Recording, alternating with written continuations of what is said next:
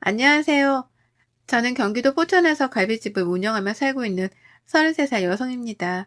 우연히 시작한 가게가 성공을 거둔 덕분에 곧 2호점 개업을 앞두고 있는데요. 오랜만에 휴무일이라 가게 정리를 하며 라디오를 듣다 옛날 생각이 나 사연을 쓰게 되었습니다. 요즘에는 인터넷이 많이 발달해서 SNS로 홍보를 많이 하고 필수가 되었는데요. 저는 개인적으로 SNS로 가면 치가 떨리는 사람입니다. 그 이유는 다름 아닌 저희 막둥이 신우 때문이에요. 처음에는 그저 신기하고 재밌어 보였는데 시간이 지날수록 사람을 지배하더라고요. 그걸 직접 눈으로 겪었으니 치가 떨릴만도 하죠. 제가 SNS를 싫어하게 된 사연, 지금부터 제 이야기를 들려드릴게요. 저는 위로 오빠, 아래로 남동생이 있는 삼남매로 비교적 유복한 가정 환경에서 자랐어요. 남들은 저를 보고 흔히 금수저라고 표현을 하더라고요. 하지만 저희도 처음부터 가정 환경이 부유했던 건 아니었습니다. 제가 중학생이 될 무렵 아버지가 정년 퇴임을 하셨습니다. 그동안 모아둔 돈과 퇴직금으로 앞으로는 집 걱정 없이 살자며 낡은 빌라를 하나 매입하셨는데 빌라가 있던 지역이 재개발이 되면서 상당한 여유자금이 생기셨어요.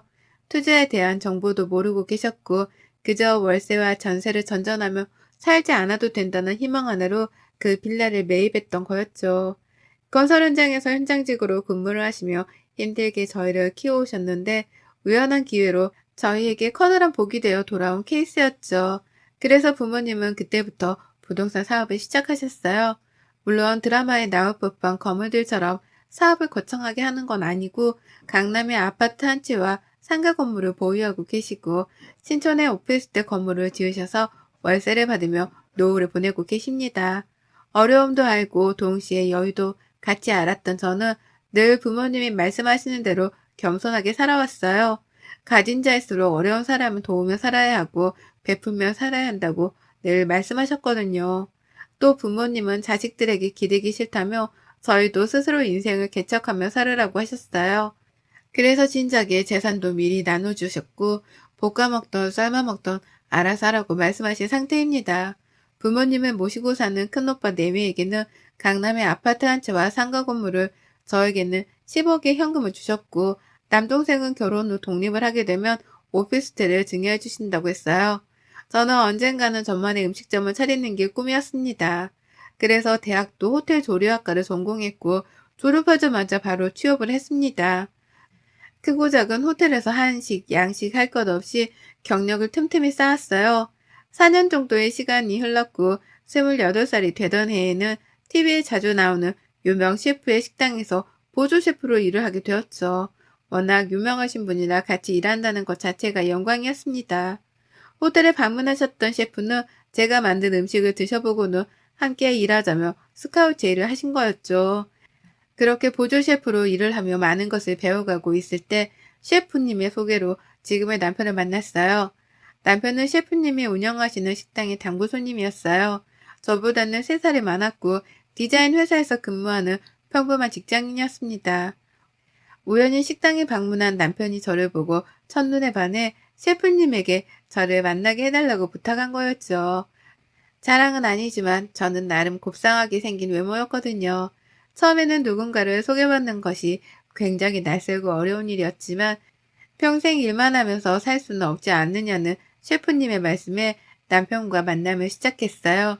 늦은 밤이 되어서야 식당을 마무리하고 퇴근을 했는데 남편은 그런 저를 매번 집에 데려다 주었고 주말에 쉬는 날이면 식당에 방문해 제가 만든 요리를 먹고 싶어 했어요. 적극적으로 대시한 남편에게 저도 조금씩 마음을 열게 되었고 그렇게 연인 사이가 되어 결혼했습니다. 제가 모진 말을 해도 저만 바라보고 저를 위해주는 그 마음 하나만 믿었거든요. 다행히 시부모님도 마음이 따뜻하고 좋으신 분들이었습니다. 제가 결혼을 하기로 결심하고 처음으로 시댁으로 인사를 가던 날 오늘만은 남이 해주는 음식을 먹어야 한다며 상다리가 부러지게 음식을 대접해 주셨어요. 평소에 얼마나 고생이 많냐며 처음 보는 저에게 과할 정도로 많은 것을 챙겨주셨죠. 시어머니는 혹여나 제가 부담스러워할까봐 조심스레 이야기를 꺼내셨어요. 우리 아들이 결혼하고 싶은 여자를 데려온다길래 긴장했는데 막상 만나보니 왜 결혼을 한다고 했는지 알 것 같네요. 먼저 이야기를 들어서 그런가 인상도 좋고 우리 아들이랑 잘 어울리네요. 앞으로는 우리 집에 오면서 내가 맛있는 거 많이 해줄게요. 우리 가족이 된 걸 환영해요. 저는 긴장되고 굳었던 마음이 언제 그랬냐는 듯 사르르 녹았습니다. 그리고 의외의 복병을 만나게 되었는데요. 갓 20살이 된 늦둥이 신우였어요. 바로 그 문제의 신우입니다. 남편과도 워낙 나이 차이가 많이 나고 늦둥이로 태어난 탓에 많은 관심과 사랑을 받으며 자랐거든요. 하지만 뭐든지 과하면 탈이 난다고 하잖아요. 신우이는 좋게 말하면 털털하고 거리낌 없지만 나쁘게 말하면 대책과 생각이 없는 사람이었어요. 저도 처음 봤을 때는 나이도 어리기에 그저 귀엽기만 했어요. 늦둥이로 자란 탓에 애교도 많고 먼저 언니 하며 다가오기도 하고 부침성도 좋았거든요. 그래서 저도 동생 같은 마음에 신우이를 데리고 백화점에 몇 번 가서 좋아하는 것도 사주고 그랬죠. 맛있는 음식을 먹으러 가거나 분위기 좋은 카페를 가도 거의 데리고 다녔죠. 하지만 그게 화근이었을까요? 처음에는 보통 사람들처럼 음식 사진을 찍고 하는 줄 알았는데 점점 굳이 이렇게까지 해야 하나 싶을 정도로 사진에 집착을 하더라고요. 한 번은 맛집으로 소문난 파스타 집을 데려갔는데 음식 플레이팅이 너무 예쁘더라고요. 근데 음식이 다 나와야 사진을 찍을 수 있다며 죽어도 손을 못 대게 하더라고요. 결국 모든 음식이 차려지고 신우이가 사진을 찍은 뒤 식어 빠진 음식을 먹어야 했어요. 또 한 번은 성인이 된 기념으로 크리스마스 선물로 유명한 화장품 브랜드의 립스틱을 선물로 사주었는데 생일 때는 오히려 먼저 이 브랜드 가방도 사주세요 하면서 들이밀더라고요.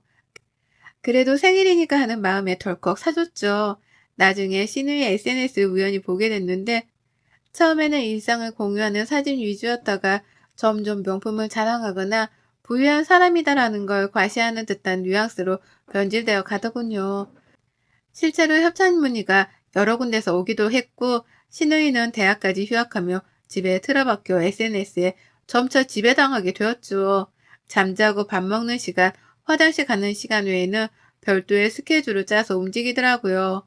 협찬으로도 모자라 무리하게 명품을 산다던가 먹지도 않고 입지도 않은 제품을 구매해서 리뷰를 한다던가 무언가 잘못되었다고 생각이 들기 시작했어요. 그러다 결정적인 사건이 발생합니다. 제가 근무하는 식당도 맛집으로 소문난 곳이에요. 낮밤 할 것 없이 사람들이 붐볐고 예약을 하지 않으면 먹을 수 없는 그런 곳이었죠. 신우이가 한 번은 제 식당에서 친구들과 식사를 하고 싶다길래 어렵사리 자리를 마련해 두었어요. 아니나 다를까 여러 대의 휴대폰으로 사진도 찍고 개인 방송도 하면서 4시간은 죽치고 앉아있더라고요. 보는 제가 다 민망할 정도였어요. 안 되겠다 싶어 퇴근하고 집에 가서 잘 타일러 봐야겠다고 생각했습니다. 그날 저녁 시댁에서 저녁을 먹기로 했기 때문에 일찍 퇴근하고 시댁으로 갔습니다. 신우이는 저에게 반가운 목소리로 언니 왔어요? 나 부탁 하나 있는데 들어줄래요? 라며 안기는 거예요. 무슨 부탁인데요? 들어줄 수 있는 거면 들어줄게요. 말해봐요. 역시 언니 짱! 다름이 아니라 저 컨텐츠 하나 찍는데 컨셉이 명품녀거든요. 근데 제가 돈이 없잖아요. 이번에 회사랑 새로 계약하면서 입지 조건이 더 좋아졌거든요. 조회수 많이 나오면 두둑하게 챙겨드릴게요. 그래서 그런데 언니 카드 한 번만 빌려주면 안 돼요? 네? 카드요? 아무리 그래도 카드는 좀 그렇죠. 얼마나 쓸 건데 그래요? 다시 환불할 거예요? 예이. 언니, 자존심이 지 환불은 무슨 환불이에요. 그냥 제 선물 사준다 생각하고 투자해 주시면 안 돼요? 아가씨, 한두 번도 아니고 매번 이렇게 해주는 건 좀 아닌 것 같아요. 어느 정도 선에서야 당연히 해주겠는데 명품이 한두 개도 아니고 지난번에도 그렇고 많이 사줬잖아요. 그리고 아가씨 또래에 그렇게 치장하고 다니는 사람 없어요. 너무 과하면 오히려 보기 안 좋으니 다시 한번 생각해봐요. 언니, 정말 너무한 거 아니에요? 저 나이 어리다고 무시하는 거예요? 그 컨텐츠 하나 찍으면 돈이 얼만데 하나밖에 없는 신우이가 잘 되는 게 그렇게 배 아파요? 아가씨, 다시 한번 말하지만 아기가 있어서 아가씨를 나무라는 게 아니에요. 적당히 하라는 거죠. 생일 때, 기념일 때 다 챙겨주잖아요. 아가씨 또래는 그 정도도 못하는 친구들이 대부분이에요. 과하다는 얘기죠. 그래서 말인데 카드 빌려주고 그러는 거 더 이상 못해요. 안 돼요. 언니, 진짜 너무하네? 그렇게 안 봤는데 사람 참 쪼잔하네요. 들어보니 집도 잘 사는 것 같더니만 있는 사람들이 더 한다더니 진짜 딱 그 꼴이네? 신우이는 제대로 토라져 저를 완전히 등지더라고요. 이상한 분위기를 감지한 남편이 무슨 일이냐며 다가왔지만 신우이는 콧방귀를 뀌며 방으로 들어가 버렸어요. 시부모님은 주방에서 음식을 하시느라 미처 그 상황을 보지 못하셨고요.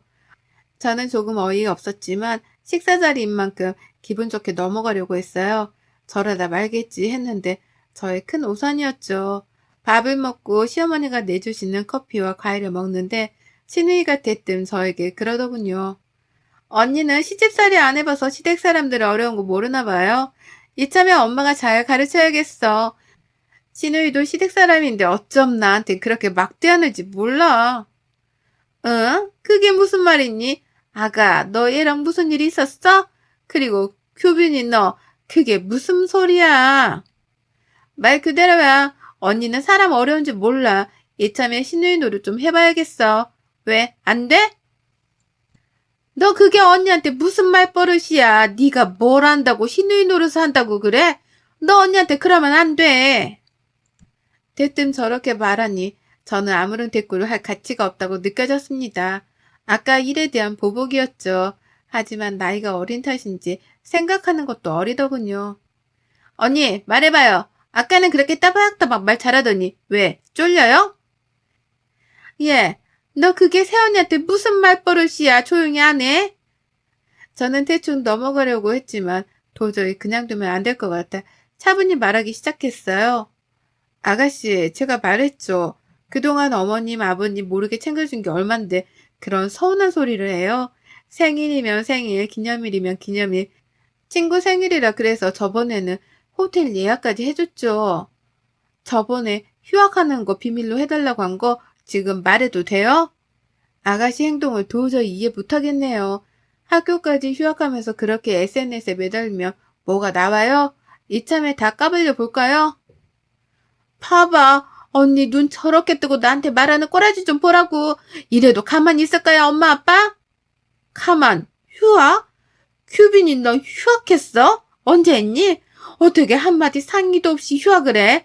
어쩐지 가만 보니 집에 있는 시간이 좀 많다 했다. 너 무슨 생각으로 휴학한 거야? 그놈의 SNS가 뭔데 그래? 그때서야 신우이가 조금 움찔하더군요. 사실 신우이가 학교 휴학한 건 저와 남편밖에 모릅니다. 근데 웃긴 건 휴학한 사실을 모르고 있던 시부모님이 신우이의 대학 등록금 학비 명목으로 꾸준히 통장에 돈을 넣어주셨던 거예요. 신우이는 그 돈으로 명품을 사고 놀러 다녔고요.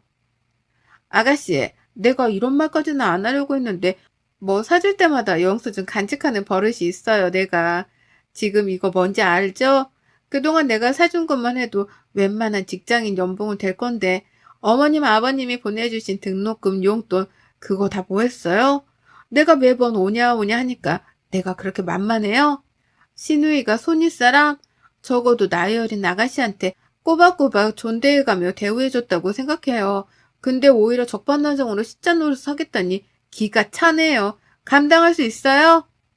언니, 그래도 말 그렇게 하는 거 아니죠? 어머니, 나도 신우이 되는 사람이고 나이 어리다고 무시해요? 내가 대학을 휴학하던 말도 무슨 상관이야? 내가 돈 벌어서 잘 먹고 잘 살겠다는데 그거 하나 도와주기 어려워요? 보니까 언니 친정도 잘 사는 것 같던데 있는 사람이 도와줘야지 왜 그렇게 속이 좁아요? 말 다 했어요? 여기서 내 친정 이야기가 왜 나와요? 내가 그동안 해준 걸로 부족하면 아가씨가 일을 해서 직접 사입고 사먹고 해요. 나한테 빌붙지 말고 해주는 것도 정도 것이지. 어머님, 아버님, 이거 보시고요. 저는 더 이상 아가씨한테 일절 지원 못합니다. 그리고 죄송하지만 다달이 드리던 용돈 못 드릴 것 같아요. 아가씨한테 나가는 돈이 많아서 감당이 안 돼요. 죄송합니다. 그날 이후 시댁은 완전히 발칵 뒤집어졌어요. 신우이가 대학 등록금 용돈을 모두 털어 온갖 명품을 산 흔적들이 발견되었고 그뿐만 아니라 제가 사주었던 것들은 되팔기까지 하면서 그 돈으로 다른 제품을 사드리고 그랬더군요. 물론 휴학을 한 부분은 시부모님은 일절 모르셨던 상태라 더 심각했죠. 저는 그동안 제가 사줬던 모든 것에 대한 영수증을 남편과 시부모님께 보여드렸어요. 남편은 자기가 면목이 없다며 미안하다고 사과를 했고, 시아버지는 신우의 머리를 밀어버려야 한다며 노발대발하셨죠. 시어머니는 그저 한숨만 푹 내쉴 뿐이었습니다. 시부모님은 제게 미안하다며 다달이 보내주었던 용돈 주지 말라고 하셨고, 오히려 저에게 사과를 하시며 그동안 몰라서 미안했다고 신우이한테 쓴 몫이라며 3천만 원을 주셨어요. 신우이는 휴대폰까지 압수당한 채 집안에 감금당하다시피 통제된 생활을 하게 되었어요. 이참에 버릇을 단단히 고쳐놔야 한다며 정말 머리를 스포츠 머리로 밀어버리셨더라고요. 신우이는 처음에는 악다구니를 쓰며 저를 탓하기도 하고 온갖 말도 안 되는 말을 내뱉었지만 한 달 정도가 지나니 자신이 잘못했다며 한 번만 봐달라고 사정을 하더라고요. 시부모님도 늦둥이 딸이 애걸복걸하니 마음이 아프셨는지 끝내 용서를 하더라고요. 대신 조건을 거셨죠. 신우이는 처음에는 당황하더니 이내 알겠다며 대답을 했고요. 너 이번 한 번만 용서해 주는 거다. 단 조건이 있다. 대학 등록금은 해줄 테니 그 이외의 용돈 학비는 네가 직접 벌어서 써라. 오빠나 언니의 도움은 바라지도 말고 무슨 수를 써서라도 네 스스로 알아서 해. 너도 20살이 넘은 성인이니 너 하나 간수는 잘하겠지? 그리고 새언니한테 제대로 사과하고 학교 기숙사는 어림도 없다. 거리가 멀던 짧던 집에서 통학해라. 알겠니? 그리고 마지막으로 다시 한번 그놈의 SNS니 뭐니 하면서 난리쳤다가는 호적에서 팔 줄 알아. 한바탕 소동이 사그라지고 여느 때처럼 바쁜 일상을 보내고 있었습니다. 남편과 모처럼 주말을 맞아 집에서 늦지막히 자고 일어나 TV로 영화를 보며 맥주 한잔을 하고 있었어요. 초저녁이 다 된 시간이었는데 누군가 저희 집에 찾아온 겁니다. 바로 신우였어요. 아가씨, 여긴 어쩐 일이에요? 이 시간에? 그 꼴은 또 뭐고요? 언니, 제가 지금 일하다 와서 꼴이 말이 아닌데 언니한테 사과를 하고 싶어서요. 들어가도 돼요? 일단 들어와요. 밥은 먹은 거예요? 일하면서 공장에서 밥도 주니까 그걸로 끼니 해결했어요. 제가 이제 일한 지 한 달 됐는데 오늘 월급 받았거든요. 근데 이 돈 언니 드려야 할 것 같아서 이렇게 왔어요. 제가 너무 철없이 굴어서 죄송합니다. 돈을 벌어보니 알겠더라고요. 언니의 진심을 몰라줘서 제가 너무 한심해 보이더라고요. 정말 미안했어요. 저 열심히 살아서 예전처럼 언니랑 쇼핑도 가고 잘 지내고 싶어요. 미안해요, 언니. 눈에 눈물이 가득 고인 채로 저에게 말을 하는데 어떻게 가만히 있을 수가 있겠나요? 사실 신우이가 저와 시부모님께 호되게 당하고 나서 김치 공장에서 일을 시작했어요. 방학이기도 하고 복학하기 전에 돈을 바짝 모아야 한다면서 시작한 일이었죠. 고생을 하는 모습을 보니 마음은 아팠지만 한 번쯤은 겪어야 할 상황이어서 모른 척 했습니다. 그래도 사람인지라 저렇게 고생해서 벌어온 땀 묻은 돈을 받자니 제가 너무했나 싶더라고요. 언니, 저 정말 느낀 게 많아요. 저는 그저 언니가 돈이 많은 사람이어서 해줄 수 있는 줄 알았어요. 제가 돈을 벌어보니 100원짜리 하나가 그렇게 소중하더라고요. 정말 죄송해요, 언니. 저 다시는 사치 안 부리고 쓸데없는 고집 안 피울 거예요. 오빠나 엄마, 아빠한테도 미안하고요. 그러니 다시 예전처럼 지내면 안 될까요? 언니가 나한테 해줬던 거에 비하면 턱없이 부족하지만 받아주세요. 아가씨, 내가 원한 건 이런 물질적인 게 아니에요. 신우이보다는 내 동생 같은 마음에 내가 너무 안일하게 생각했던 것 같아요. 뭘 잘못했는지 알았으면 된 거예요. 앞으로 예전처럼 잘 지내봐요. 우리 치킨 먹고 있었는데 같이 한잔 할래요? 언니 그렇게 생각해 주시니 정말 고마워요. 그렇게 신우이는 그동안의 잘못을 반성하며 저에게 진심 어린 사과를 했습니다. 그 뒤로는 다시 예전의 밝은 신우이의 모습으로 되돌아왔어요. 저는 몇 개월 뒤 다니던 직장을 그만두고 저만의 사업을 준비했어요. 모든 요리가 자신 있었지만 저는 제가 좋아하는 음식 장사를 해보기로 결심했습니다. 그래서 포천에 제 이름을 건 갈비집을 창업했어요. 처음에는 장사였기에 힘들 법도 했지만 제가 가장 믿고 아끼는 직원들과 함께여서 두렵진 않았습니다. 그 직원들이 누구냐고요? 바로 저희 시누이와 남동생입니다. 제가 갈비집을 차린다고 하니 남동생과 시누이가 저를 도와주겠다고 발벗고 나서더라고요. 음식을 조리하는 건 제가, 서빙이나 인력 관리를 하는 건 남동생이, 그리고 신우이는 서빙을 하며 홍보를 담당하는 직원이 되었습니다. 신우이는 저에게 미안한 마음을 평생 다 갚아도 모자란다며 제 밑에서 일을 배우고 싶어 했어요. 그렇게 세 명이 줄을 이루어 갈비집을 운영해 나갔습니다. SNS라고 하면 아직도 치가 떨려 그걸 이용해 홍보할 생각은 없었어요. 하지만 요즘 트렌드를 따라한다며 남동생과 신우이가 저를 설득한 뒤 적극적으로 홍보를 하기 시작했고, 창업을 한 지 1년 정도 만에 2호점을 내야 할 정도로 번창하게 되었죠. 2호점은 친정 부모님, 시부모님이 합세해 운영을 하게 되었습니다. 시부모님은 정신은 차리고 자기 인생을 사는 신우이가 대견하다고 칭찬을 하시고, 제가 마음고생이 많았다며 위로해 주셨어요. 신우이는 저에게 혼나기도 하며 눈물을 가끔 흘리지만 혹독하게 일을 배우고 있답니다. 월급도 350 정도를 주고 있는데 일이 고되고 힘드니 그 정도의 값어치는 한다고 생각해요. 또 신우이가 사치 부리면 어떡하냐고요? 절대 그러지 못하게 일을 시작하기 전에 각서를 썼거든요. 우연인지 다행인지 모르지만 신우이는 월급의 절반 이상을 저축하고 있었고, 시부모님도 용돈도 드리고 알차게 잘 생활하고 있더라고요. 얼마 전에는 저에게 결혼자금 1억을 모으는 것이 목표라고 하더라고요. 정신을 차리고 잘 살려고 노력하는 모습을 보니 기특했습니다. 앞으로 2호점을 시작으로 3호점, 4호점도 낼 계획이에요. 가족들이 모두 사업을 같이 하는 바람에 힘은 좀 덜 들지만 많이 행복하네요. 내년 가을에는 사랑스러운 아이도 태어날 예정이라 조금 더 많이 행복해질 것 같습니다. 신우이는 벌써부터 고물하며 이것저것 아기 선물을 사놓기 시작했네요. 요즘 SNS를 하도 많이 하다 보니 사람 사는 세상 같지 않다고 느껴진 적도 있는데, 여러분도 그런 적 있나요? 저는 예전에 휴대폰이 없던 시절이 그리워지기도 한답니다. 사람과 사람 사이의 정이 없어진 느낌이랄까요? 여러분도 혹 주변에 놓고 지나가는 것이 있지 않은지요?